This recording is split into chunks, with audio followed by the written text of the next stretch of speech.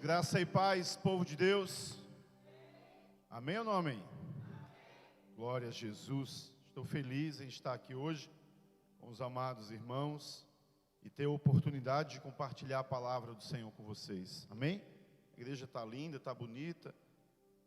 Amanhã é feriado, né? Para a maioria das pessoas, talvez, que trabalham aqui em Caruaru. Para mim não é, porque feriado para mim só vale feriado nacional. Mas eu acho que tem muita gente que trabalha no comércio que amanhã está folgando. Então hoje você está sem pressa de sair da presença do Senhor. Posso ouvir um amém? Glória a Deus. Amados, hoje o Senhor colocou no meu coração a necessidade de compartilhar uma palavra com os irmãos que eu tenho certeza que vai servir para a edificação da igreja, no sentido de te ajudar ainda mais no propósito pelo qual você serve o Senhor. Vai te ajudar ainda mais no seu crescimento espiritual. E eu gostaria muito que você pudesse prestar atenção hoje de uma maneira mais incisiva com relação à ministração da palavra. Ao final dela, nós vamos ceiar aqui, vamos fechar essa ministração com uma ceia poderosa, e você vai sair daqui ainda mais avivado e cheio da presença do Senhor. Eu posso ouvir um glória a Deus por isso? Então, hoje eu gostaria de compartilhar uma palavra com os irmãos falando sobre a certeza de salvação. Amém? A certeza de salvação. Olha para a pessoa que está perto de você e pergunta para ela: você tem certeza da sua salvação? Você tem convicção da sua salvação? Porque isso é uma coisa muito importante, não é? E eu sei que com relação a esse tema, a esse assunto, existe algumas linhas teológicas. Eu não vim aqui, irmãos, discorrer sobre a linha calvinista, a linha teológica arminiana. Eu nem gosto muito de usar esses termos, porque para mim, eu não posso responsabilizar o conteúdo, a revelação da palavra de Deus na nossa vida. Nós não temos que responsabilizar a um homem. Nós temos que responsabilizar a revelação da palavra de Deus na nossa vida, a própria palavra, ao próprio Deus. Porque Ele que se revelou a Calvino, Ele que se revelou a Armínio, Ele que se revelou a John Wesley, Ele que se revelou a tantos homens, Martinho Lutero e tantos mais na história da igreja cristã, Ele se revela a você. Então eu gosto de dizer que eu não sou nem Armínio e nem Calvino. Eu sou o que a Bíblia diz que eu sou. Amém? Então hoje eu quero convidar você a mergulhar nesse assunto. Sabe que talvez não vai ser aquela pregação profética, mas eu tenho certeza que vai ser uma mensagem necessária para a sua vida. É uma mensagem que te traz renovo, é uma mensagem que te traz segurança, é uma mensagem que te traz convicção. Amém? E eu respeito demais quem pensa diferente a respeito daquilo que nós vamos ministrar. Sabe, nós não estamos aqui, irmãos, para discutir teologia. Nós estamos aqui para falar da revelação que Deus tem nos dado. Se você tem uma outra revelação, uma outra maneira de entender, na verdade, essa seria a expressão mais correta, né? Uma outra maneira de entender com relação à questão da salvação, isso é um direito que você tem. Eu tenho certeza de uma coisa, irmãos: independente daquele que acredita, que tem certeza ou que não tem certeza, que perde ou que não perde salvação, no final os salvos se encontrarão na glória. Amém? Os salvos se encontrarão na glória. E durante a ministração eu vou te explicar o motivo pelo qual nós entendemos que é tão necessário falar a respeito disso. A certeza de salvação é uma das coisas mais importantes, eu considero particularmente, mais importantes no nosso crescimento espiritual, irmãos. Porque quando nós não temos convicção, nós não conseguimos nos relacionar com Deus da maneira mais correta possível. É muito ruim um cristão viver sem essa convicção. Você vai concordar comigo que viver desconfiado, se você está salvo, se não está, se perdeu, se ganhou, se tem, se não tem, é uma agonia muito grande. Então, a Bíblia está repleta de palavras, de respaldos, de verdades, de princípios que nos asseguram que nós podemos sim ter a certeza da salvação.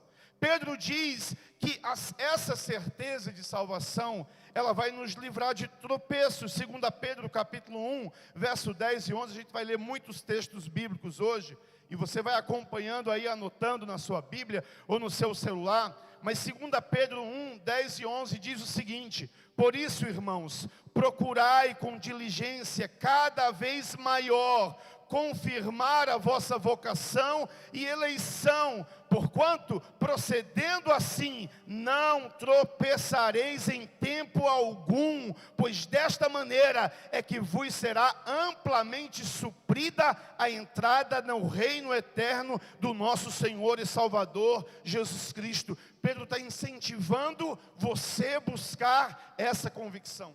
Quanto mais você tem convicção disso, menos você tropeça.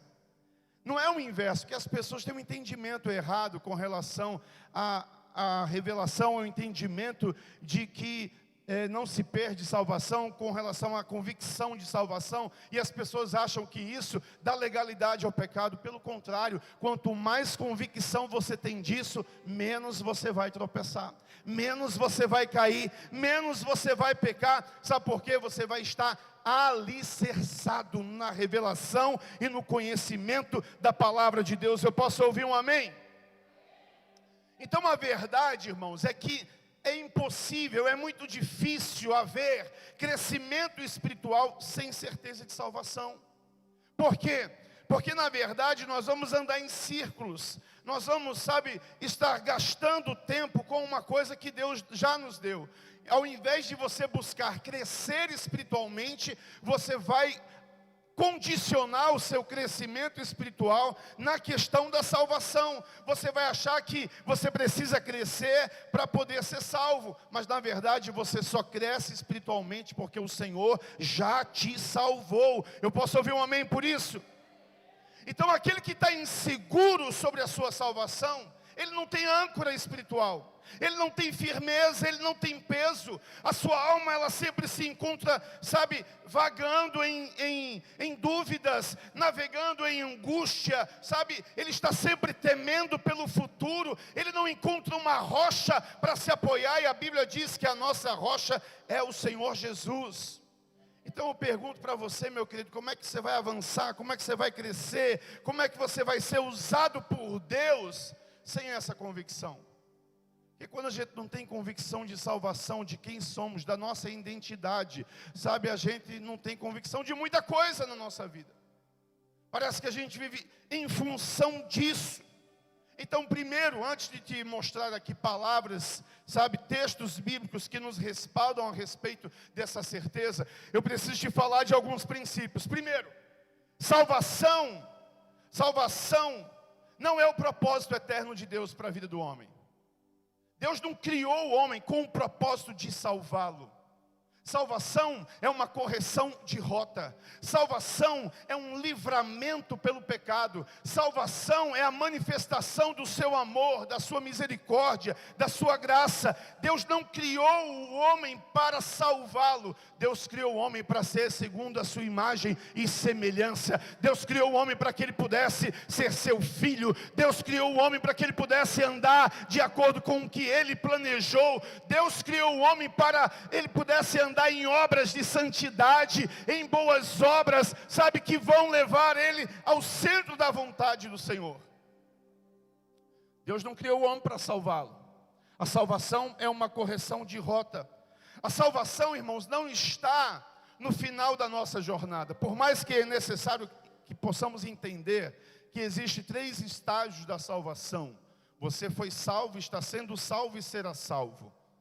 Então a salvação que se encontra no final da nossa jornada é a glorificação do nosso corpo, porque para essa carne não existe mais solução para ela. Essa carne será glorificada e a Bíblia diz que nós receberemos um novo corpo. Mas no que diz respeito à salvação, na sua essência, na sua totalidade, ela não está no final da jornada, ela está no início.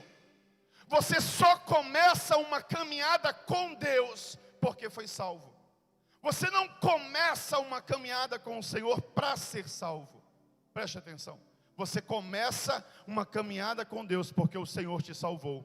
Quem era você A Bíblia diz que estávamos mortos em nossos delitos e pecados. A Bíblia diz que estávamos desgarrados, afastados da glória do Senhor. Estávamos presos e, escravizados pelo pecado. Nem estava mais no reino do Senhor. Estávamos agora no império das trevas. E o que foi que Ele fez? Ele corrigiu a sua rota. Ele te trouxe de volta para o propósito.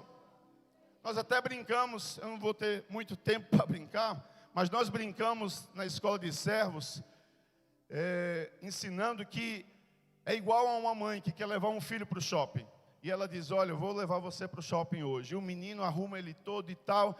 E antes de ir para o shopping, o que ele faz? Ele vai lá na frente da casa, brinca no quintal, se suja na lama. E agora o propósito da mãe foi momentaneamente frustrado. E o que é que ela faz para salvar aquele filho da lama? Coloca ele debaixo do chuveiro. Pois é, aquele banho foi a salvação do menino para que o propósito da mãe pudesse se cumprir.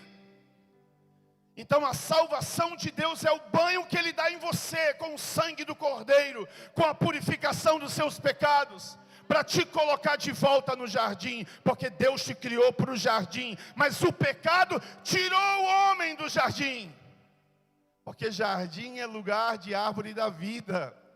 E se Adão, depois de tivesse pecado, permanecesse lá no jardim, ele poderia ter comido da árvore da vida. Então Deus diz, olha, vamos colocar aqui 2 guardiões do jardim, com espadas, para que o homem não possa comer da árvore da vida, porque senão ele seria um eterno pecador. Então salvação não é uma correção de rota, não é o início das coisas, você precisa entender isso. Salvação não é o final, é o começo das coisas, não é o propósito eterno para a vida do homem, é uma correção para a sua vida. Portanto, irmãos, ter convicção, ter certeza disso, vai fazer toda a diferença na sua vida. Amém ou não amém? E eu estou aqui empenhado para liberar sobre a sua vida hoje uma palavra que vai fazer você sair daqui como vencedor. E nunca mais você viverá uma vida de derrotado. Nunca mais você viverá uma vida cabisbaixo. Pensando, será que Deus me ama? Será que eu estou salvo? Será que eu vou para o céu? Será que eu vou para o inferno? Não, querido, você precisa ter essa convicção, porque nós cremos no sacrifício de Cristo na cruz do Calvário. Amém ou não amém? E se você chegou aqui e ainda não confessou a Jesus como seu Senhor e Salvador, então você já vai aprender aqui o que significa essa certeza. E ao final desse culto você também pode entregar a sua vida para Jesus. É importante dizer, irmãos, que quando eu falo de convicção de salvação, certeza de salvação, eu não estou dizendo que isso isenta a disciplina e a correção do Senhor. Mesmo nós sendo salvos pelo Senhor, todos nós, diz a Bíblia em 2 Coríntios capítulo 5, verso 10, que todos nós vamos comparecer diante do tribunal de Cristo. E entenda, o tribunal de Cristo não é para toda a humanidade, o tribunal de Cristo é para os crentes. Então se tiver, não adianta você achar que porque foi salvo, né, e você pode fazer o que quer, faz o que quer, porque Deus vai acertar as contas contigo lá no tribunal. E aí naquele dia, imagina, aparece lá no telão coisas que você nem imagina. Lógico que eu estou conjecturando aqui, eu não sei se vai ter um telão, mas eu sei que haverá um tribunal. E aí você se achando, não, eu estou salvo, eu preguei, eu cantei, eu fiz coisas e tal, eu era cheio do Espírito, mas você não resolveu uma pendência que tinha com seu irmão. Você via emburrado, você via no pecado, você vivia, caindo no erro. Então o Senhor, Ele vai completar a obra na sua vida, meu querido, porque a Bíblia diz que aquele que começou a boa obra, Ele vai concluir. Então é melhor chegar diante do tribunal de Cristo com tudo resolvido, para que você receba galardão e não castigo. Amém ou não amém? Então, quando nós mergulhamos nisso, nós podemos afirmar uma verdade, que uma vez salvo, salvo para sempre. Pastor, tem certeza? Tenho sim, querido. Nós vamos liberar isso sobre você hoje.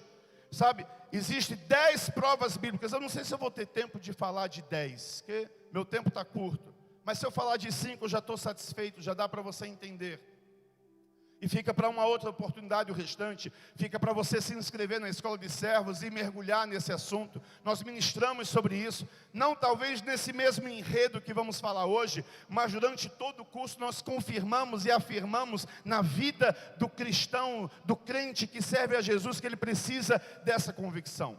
Então por que eu digo que é possível ter convicção de salvação? É possível ter certeza de salvação? Primeiro, porque a salvação, preste atenção, nos foi dada por Deus, pela sua graça. A salvação não é algo que você conquista, a salvação é algo que você recebe, e diz a palavra de Deus que nós recebemos de graça. É um presente. Romanos 6:23, a Bíblia diz: porque o salário do pecado é a morte, mas o dom gratuito de Deus é a vida eterna em Cristo Jesus, nosso Senhor. Qual é o presente de Deus para você? Vida eterna. Vida eterna não é uma vida compridona, que não se acaba mais. Vida eterna, a Bíblia tem 3 tipos de vida aqui na palavra do Senhor. Você vai encontrar na Bíblia a vida biológica, a vida vegetal, a vida biológica, entendeu? A vida animal, a vida psique, que é a vida da alma.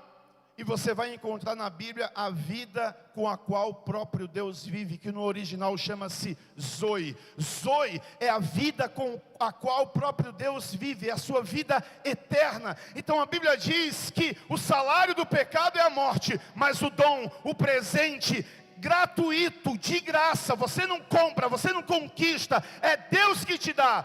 Esse presente chama-se vida eterna.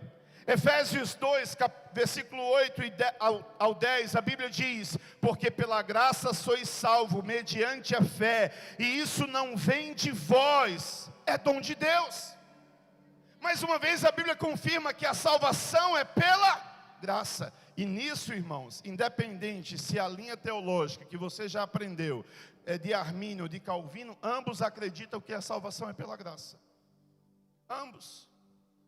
Então a Bíblia diz que pela graça sois salvos mediante a fé, isso não vem de vós, é dom de Deus, não de obras. Por que não é de obras? Por que eu não posso merecer a salvação? Para que ninguém se glorie. Aí você diz: não, pastor, mas preste atenção, logo após a Bíblia vai dizer que não é porque eu sou salvo que eu vou fazer o que eu quiser. Lógico, quem é que foi que disse que você vai fazer o que quiser? Você vai fazer o que Deus quer. Não, a Bíblia diz que eu fui salvo, né, para as boas obras, e é verdade. Verso 10, a Bíblia diz: pois somos feitura dele, criados em Cristo Jesus, para boas obras, as quais Deus de antemão preparou para que andássemos nela. Agora entenda, isso aponta para o propósito, e não para a condição de permanecer salvo. E as pessoas confundem, acham que a condição de permanecer salvo é fazendo boas obras. Não, Deus já sabia que eu era pecador. Deus já sabia que eu não tinha condições. Deus já sabia que eu não podia me salvar. Deus já sabia, Ele já conhecia os meus pecados. Mas Ele resolveu me salvar pela sua graça. Então não sou eu que conquisto a salvação, é o Senhor quem me dá. E Ele me dá de graça. Ele me dá de graça. E as boas obras, pastor, são importantes, mas as boas obras apontam para o propósito. As boas obras não é a condição de permanecer salvo. As boas obras apontam para aquilo que Deus faz na sua vida depois de te salvar. Mas não perde a essência do que é salvação. Salvação continua sendo de graça. Segundo princípio, porque eu posso ter certeza de salvação. A nossa salvação, ela foi planejada por Deus. Não foi uma coisa decidida de última hora. Não foi um escape que o Senhor... Eita, eu não sabia, Espírito Santo, Jesus, vem cá, eu não sabia que o Adão ia pecar, e agora o que é que a gente faz? Não, vamos planejar uma salvação. Não, a Bíblia diz em Romanos, capítulo 8, verso 29 e 30, portanto, aos que de antemão conheceu, Deus já te conheceu antes de você ser criado, querido, também os predestinou para serem conformes à imagem de seu Filho, a fim de que ele seja o primogênito entre muitos irmãos. irmãos, e aos que predestinou, a esses também chamou, e aos que chamou, a esses também justificou, e aos que justificou, a esses também glorificou. Então Deus já te conhecia muito antes de você nascer. Deus já pensava em você muito antes de você pensar em Deus. Sabe, a Bíblia diz em Apocalipse 22:13 que Ele é o alfa e o ômega, Ele é o princípio e o fim. Você tem costume de começar as coisas e não terminar, mas Deus não. Se a salvação de Deus chegou até você, a Bíblia diz em Filipenses 1:6, estou plenamente certo de que aquele que começou a boa obra em vós, há de completá-la até o dia de Cristo Jesus. Esse dia de Cristo Jesus é o dia que Ele virá e estabelecerá sobre nós o seu reino, o seu governo. Então até aquele dia, Deus vai completar a obra dEle na sua vida. Deus não é de começar as coisas e deixar pela metade, irmãos, e não terminar, fazer e se arrepender. Aí eu salvei, mas Camila não está se comportando bem, então já vou desistir. Aí eu salvei, mas Amanda não está fazendo o que eu quero, então Amanda vai perder. Então isso não seria de graça, isso teria uma condição. Entendem, irmãos? Tem pessoas que realmente serão salvas, mas não vão fazer a vontade do Pai, não vão agradar o Pai. Mas pastor, e vão ser salvas? Vão, só não tem galardão para elas. Elas só não conseguem agradar ao Pai. Elas só não conseguem, sabe, tocar o coração do seu Pai. Mas você não pode dividir uma coisa da outra. Deus nos salvou pela sua graça, mas a salvação não é o final das coisas, é o começo. Tem muito mais para você, meu querido. Quem disse que a obra de Deus na sua vida termina com salvação? Ah não, mas o que eu quero, pastor, é pelo menos ter um lugarzinho lá no céu. Não importa uma taperazinha, sabe, um lugarzinho pequenininho que eu possa estar no céu. Não, tem correção também na eternidade, tem disciplina também. Então você precisa entender as coisas corretamente. Deus planejou a sua salvação, não foi você que se planejou se converter, foi o Senhor. Terceiro princípio, um filho não pode deixar de ser filho.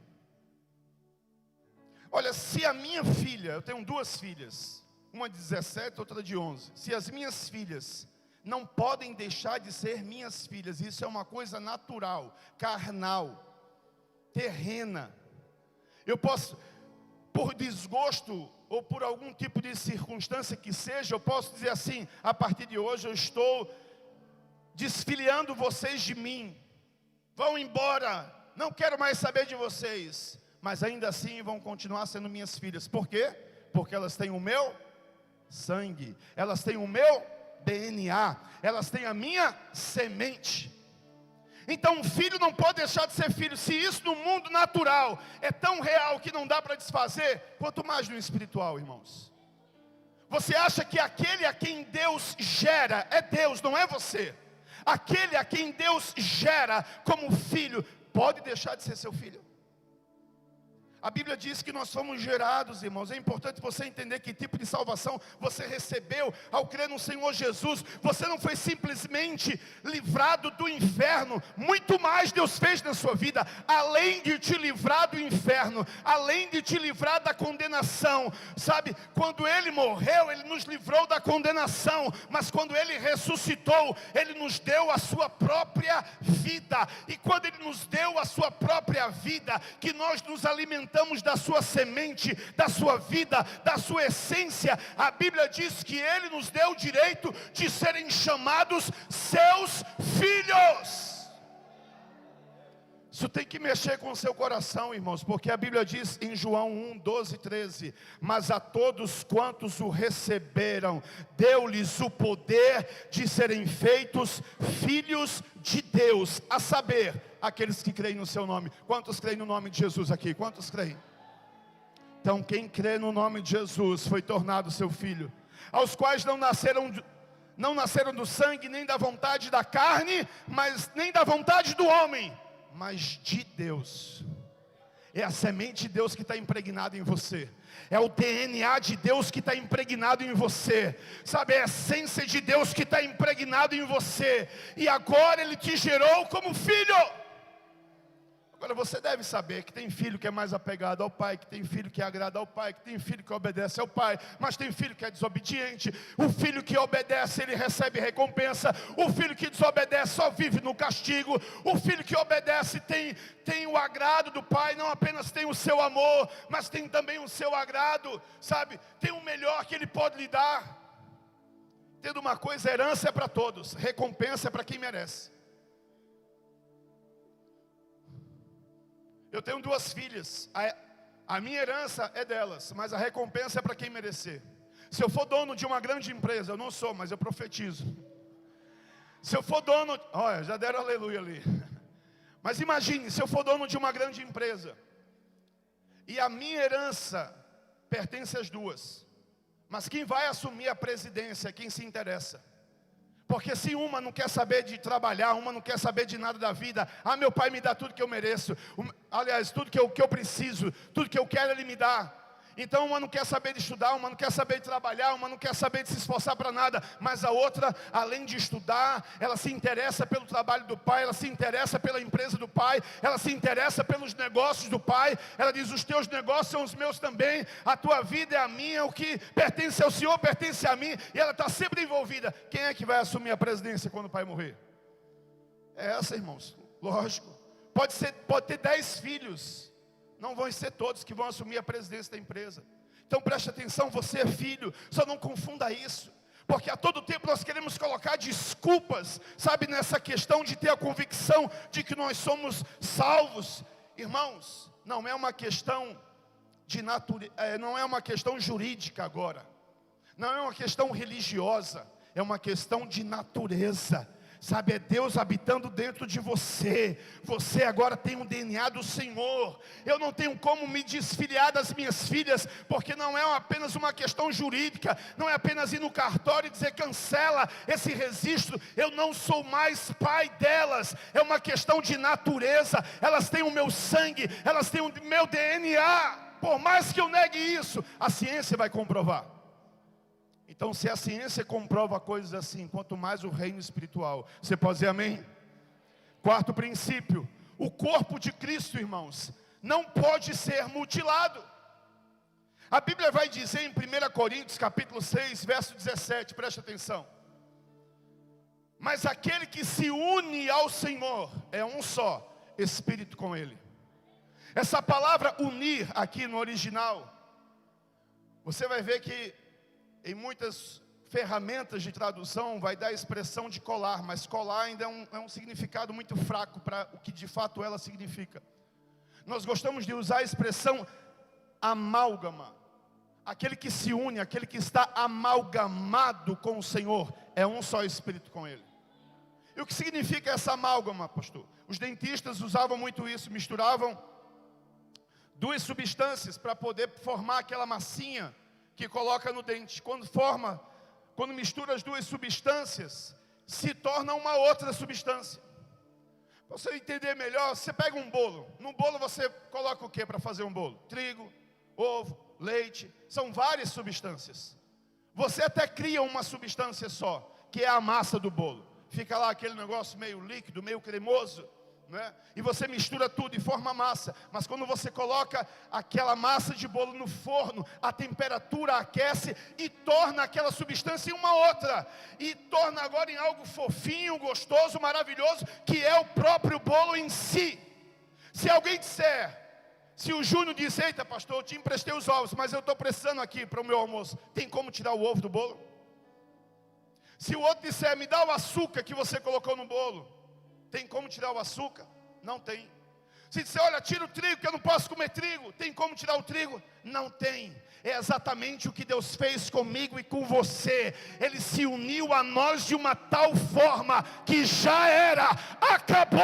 Ninguém pode mais tirar você de Cristo, nem muito menos Cristo de você.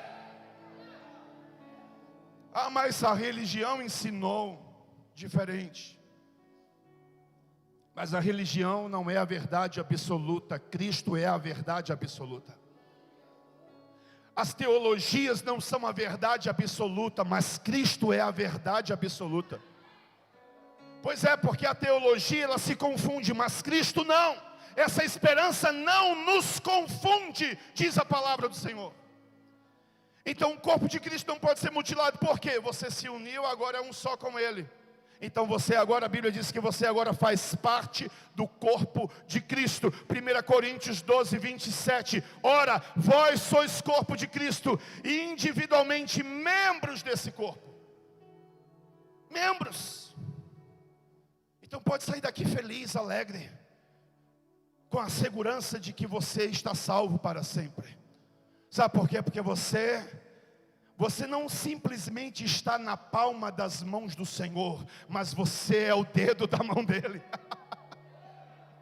Você não simplesmente está com o Senhor, mas você é o próprio corpo de Cristo. 1 Coríntios 6,15, não sabeis que os vossos corpos são membros de Cristo? E eu, porventura, tomaria os membros de Cristo e os faria membro de uma meretriz? Absolutamente que não. Paulo estava corrigindo os coríntios aqui, dizendo, fujam da prostituição. O corpo de vocês não pertence mais a vocês. Vocês agora são o corpo de Cristo. Então imagina, a noiva do Senhor não vai chegar lá faltando um olho. A noiva do Senhor não vai chegar lá faltando um dedo, um pedaço da perna, um pedaço do braço. Por quê? Porque fulano que tinha sido salvo ingressou no corpo de Cristo, mas no meio da jornada, no fim da jornada, ele se perdeu. E ele perdeu a salvação. Então, tem que cortar aqui um pedacinho.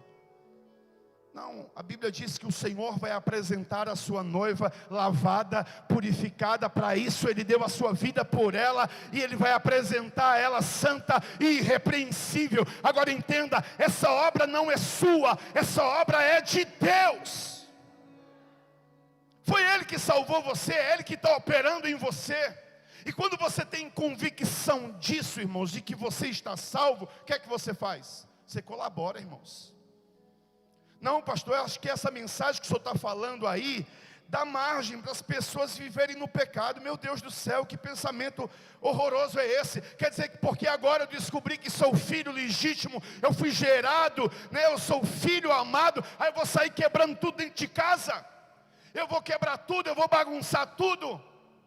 Olha, por mais que algum de nós queremos agir como Jesus contou a parábola do filho pródigo, o filho perdido, quem é filho volta, quem é filho uma hora ou outra vai voltar.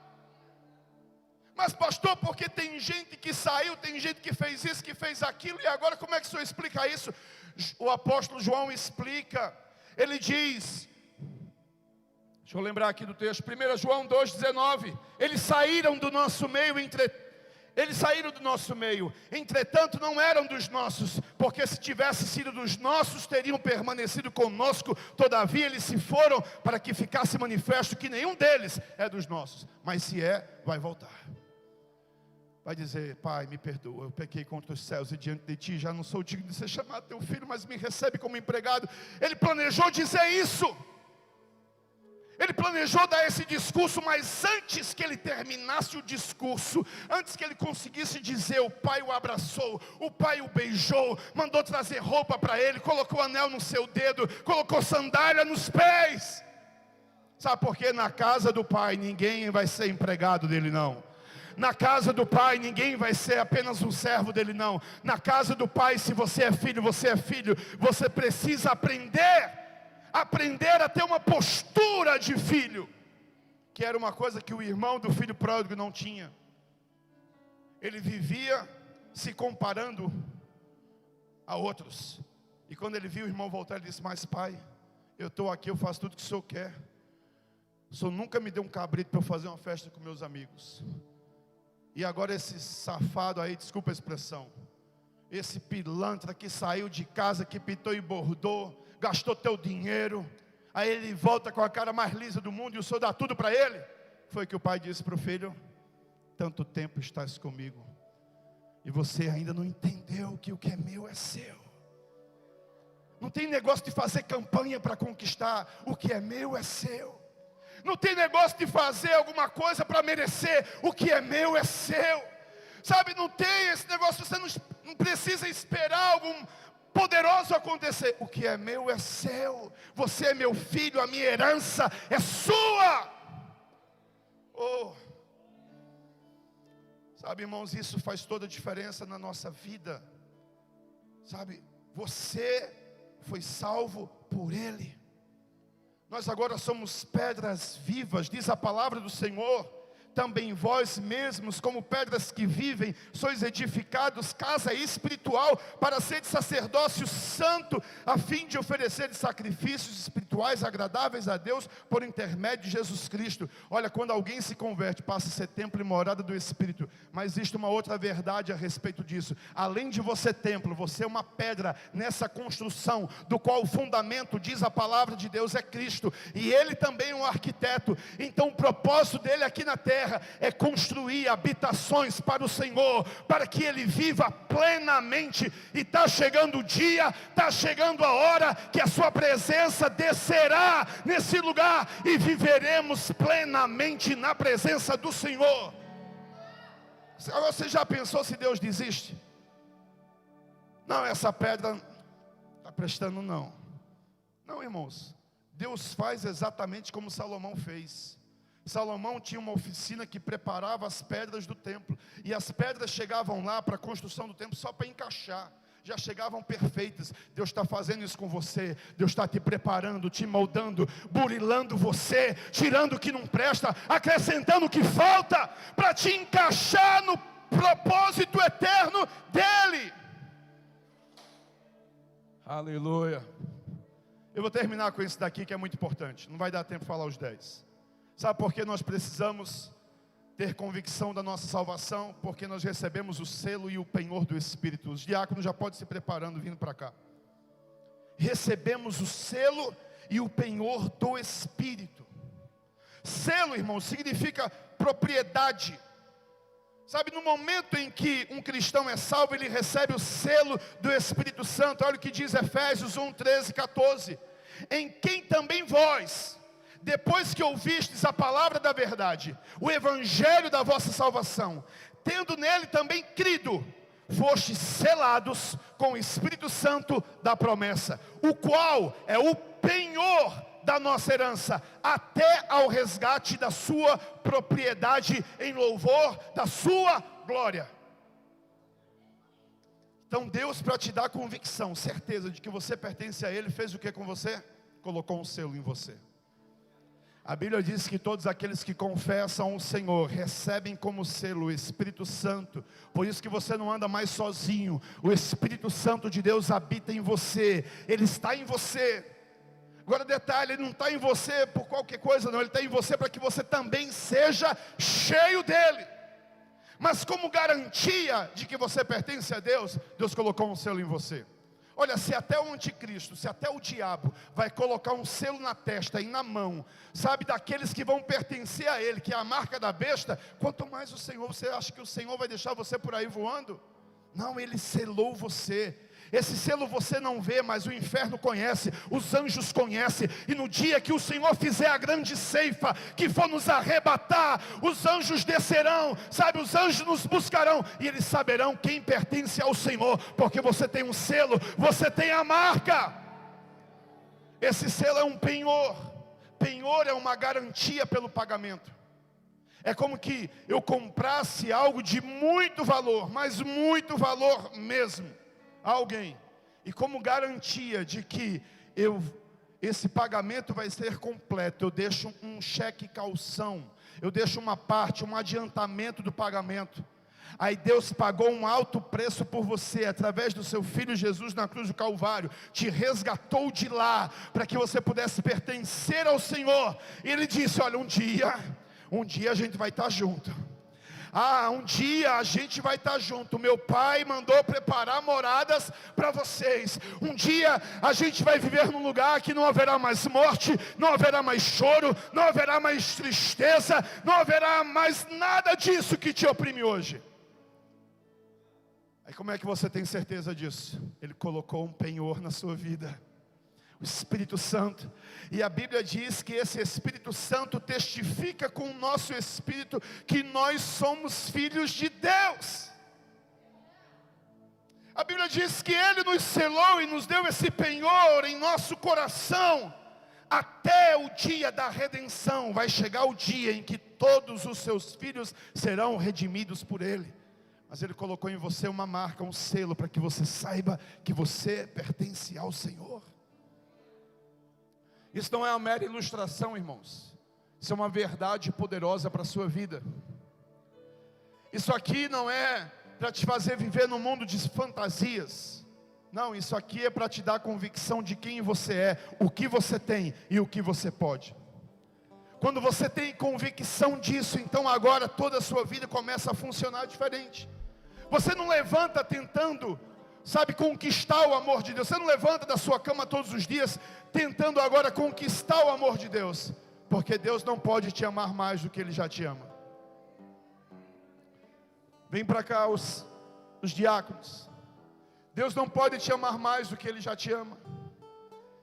E não tem essa história de você dizer, pastor, mas se a pessoa não quiser, e ela decidir ir embora e sair dos braços do Senhor, é a resposta do apóstolo João: quem quer sair é porque nunca esteve.